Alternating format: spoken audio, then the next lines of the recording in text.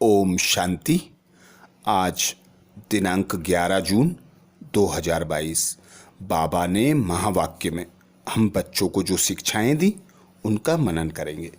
बाबा बोले, मीठे बच्चे, ब्राह्मण बनकर कोई ऐसी चलन नहीं चलना जो बाप का नाम बदनाम हो। धंधा धोरी करते सिर्फ श्रीमत पर चलते रहो। मीठे बच्चे, ब्राह्मण बनकर ऐसी कोई चलन नहीं चलना जो बाप का नाम बदनाम हो। धंधा धोरी करते सिर्फ श्रीमत पर चलते रहो। अर्थात बाबा आते हैं, संगम युग पर आकर ब्रह्मा तन का आधार लेते हैं और ब्रह्मा तन का आधार लेकर हम बच्चों को ब्राह्मण बनाते हैं और ब्राह्मण बनाकर फिर श्रीमत देते हैं। श्रीमत से बाबा कहते तुम श्रेष्ठ बनते हो।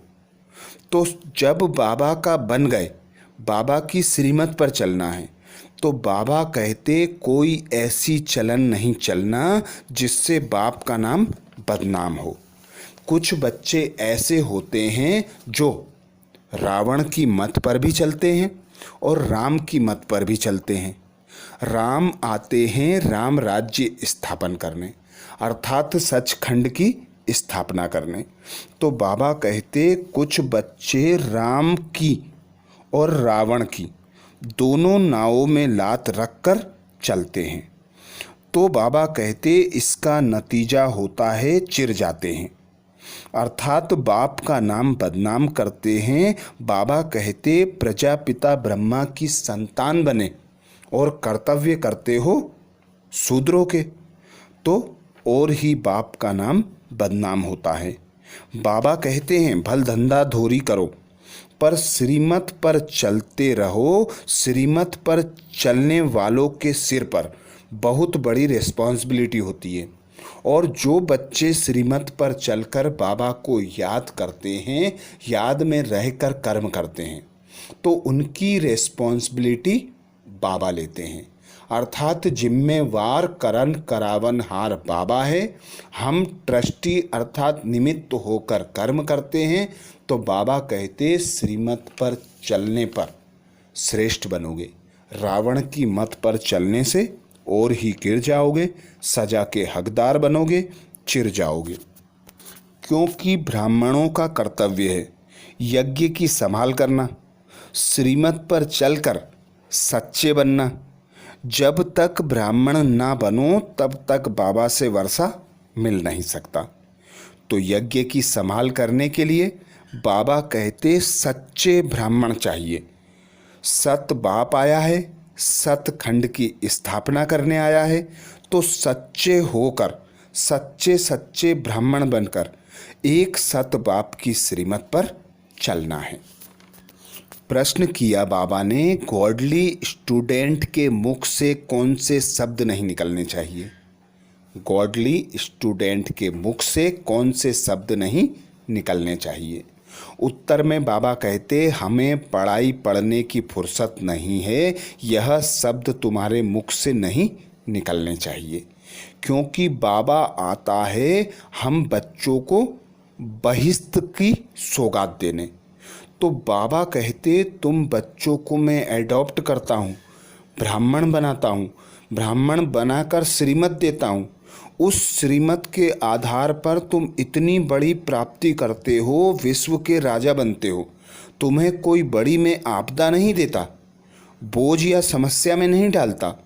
बस यही कहता हूँ कि सवेरे सवेरे उठ एक घड़ी आधी घड़ी मुझ बाप को याद करो और जो मैं पढ़ाई पढ़ाता हूँ उस पढ़ाई को पढ़ो। क्योंकि यह पढ़ाई है नर से नारायण बनने की।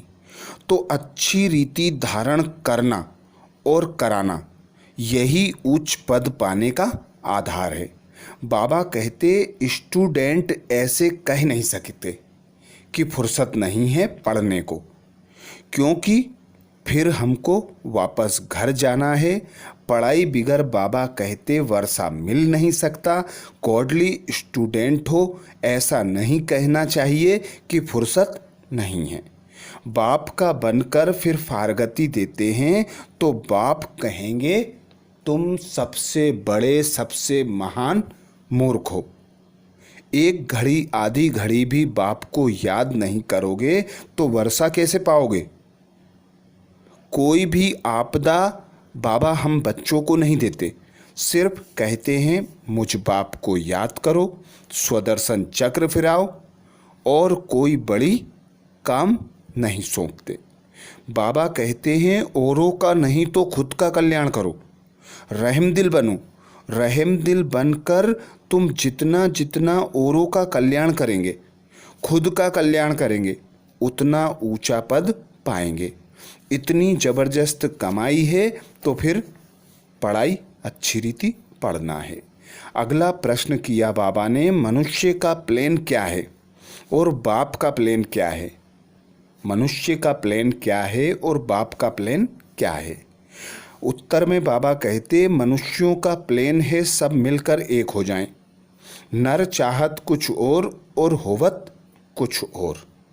अर्थात हम देखते हैं कितने कॉन्फ्रेंस होते हैं कि शांति स्थापन हो जाए, कितनी शांति के लिए यज्ञ करते हैं, हवन करते हैं, और सभी लोग यह कोशिश करते हैं कि सब मिलकर एक हो जाएं, शांति स्थापित हो जाए। पर बाबा कहते हैं कि मैं जो प्लान करता हूँ वह झूठ खंड को सच खंड में परिवर्तन करने का करता हूँ।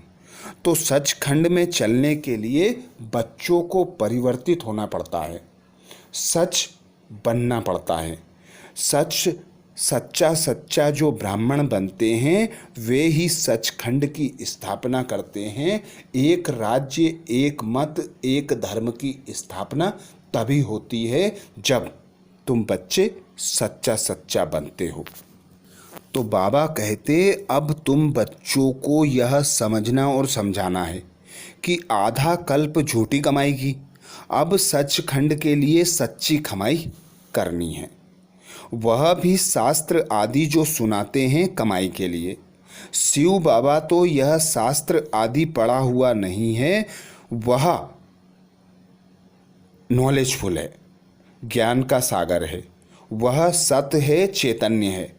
अभी हम बच्चों को बाबा सच्ची कमाई करना सिखाते हैं सचखंड के लिए।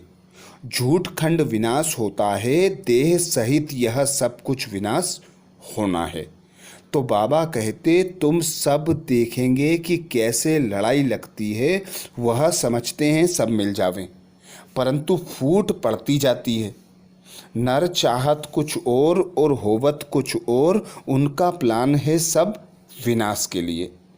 ईश्वर का प्लान है सो अब तुम जानते हो। बाप आए हैं झूठ खंड को सचखंड बनाने के लिए, मनुष्य को देवता बनाते हैं। सत्य बाप द्वारा बाबा कहते, तुम बच्चे सत्य बनते हो और रावण द्वारा झूठे बनते हो। तो बाप ही सत्य ज्ञान देते हैं। बाबा कहते, तुम ब्राह्मणों के हाथ भरतू होंगे, बाकी शूद्रों के हाथ खाली रहेंगे। गीत सुनाया बाबा ने, आज के इंसान को देखो क्या हो गया है। बाबा कहते, तुम जानते हो हम सो देवी देवता बनेंगे। अब बाप सिर्फ कहते हैं गृहस्थ व्यवहार में रहते, कमल फूल समान बनो और मुझ एक बाप को याद करो। याद क्यों भूलनी चाहिए? जो बाप स्वर्ग का मालिक बनाते हैं उनको भूल जाते हो। यह है नई बात। इसमें बाबा कहते, आत्म अभिमानी बनना पड़े। आत्मा तो अविनाशी है, एक शरीर छोड़ दूसरा लेती है। तो बाबा कहते हैं, देही अभिमानी बनो, क्योंकि जहाँ तुम जाने वाले हो वहाँ सब देही अभिमानी हो रहते हैं। तो अब वापस जाना है घर, घर के लिए देहभान को छोड़ना है। यह जो 84 जन्मों की सड़ी हुई जुत्ती है उसे यहीं छोड़कर जाना है। बाबा कहते हैं, अब काम चिता से उतरकर ज्ञान चिता पर बैठो। बहुत महान रोगी बन पड़े हो, बहुत हैं जो विकार के बगैर रह नहीं सकते, तो बाप कहते हैं द्वापर से लेकर तुम इन विकारों के कारण महान रोगी बन पड़े हो। अब इन विकारों को जीतो, काम विकार में मत जाओ। यह शरीर तो बाबा कहते अपवित्र पतित है। अब तुम बच्चों को बनना है पावन, पावन दुनिया में जाने के लिए। बाप आए हैं पावन दुनिया की स्थापना करने। तो बाबा कहते हैं अब आत्म अभिमानी बनो।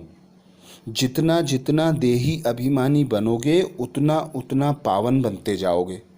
मुझ एक बाप की याद से विकर्म विनाश होंगे और पावन बनकर ऊंच पद भी पा सकेंगे। देखो, तुम बच्चों को यहाँ एम ऑब्जेक्ट मिलती है और कहीं भी एम ऑब्जेक्ट होती नहीं। अभी तुम जानते हो हम मनुष्य से देवता बन रहे हैं। बाप कहते हैं तुमने जो कुछ पढ़ा है उसे अब भूल जाओ, उसमें कोई सार नहीं है। तुम्हारी चढ़ती कला एक ही बार होती है, फिर है उड़ती कला, उतरती कला। बाबा कहते तुम्हारी चढ़ती कला एक ही बार इसी संगम युग पर होती है जब मैं आकर तुम बच्चों को श्रीमत देता हूँ। बाकी तो तुम उतरती कला में रहते हो। तो फिर अभी बाबा कहते कितना माथा मारना पड़ता है, तुम भी माथा मारो, पर तुम फिर भी नीचे उतरते ही जाते हो। पतित बनना ही है इस छीछी दुनिया में। अब तुम वापस स्वर्ग के लिए पुरुषार्थ करते हो। तो बाबा आया है इस छीछी दुनिया से मुक्त कर स्वर्ग में ले जाने के लिए। तो अब एक धर्म की स्थापना होती है। बाबा फिर से ब्रह्मा तन में आकर स्थापना करते हैं। तुम भी कहेंगे कि फिर से राज्य लेते हैं। राज्य लेने के बाद फिर यह नॉलेज बाबा कहते गुम हो जाएगी। तो अब पावन बनने के लिए पावन पिता को याद करना है। बाबा कहते रहमदिल बन। जितना औरों का कल्याण करेंगे उतना उच्च पद पाएंगे, पर जितना जितना तुम रहम खुद पर करोगे तो तुम्हारा भी कल्याण होगा, और जितना अन्य आत्माओं पर करते हो उतना ऊंच पद पाते हो।